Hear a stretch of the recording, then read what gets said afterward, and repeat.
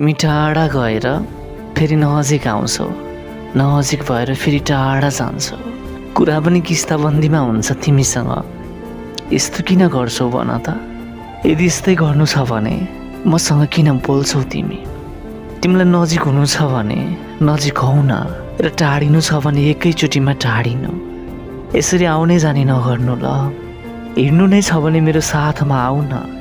कुरा त तिमी कोही अरूसँगै गर्छौ, मसँग त जब टाइम मिल्छ या केही काम पर्यो भने मात्र होला। तिमी सुरुदेखि नै मसँग यसरी नै बोल्नु पर्थ्यो नि। किनकि मेरो एउटा बानी धेरै खराब छ, म कसैलाई पनि एकदमै छिटो आफ्नो मान्छु।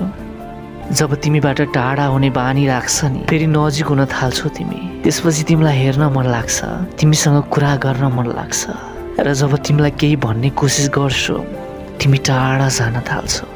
तिमीलाई चाहिन्छ के मबाट भन त?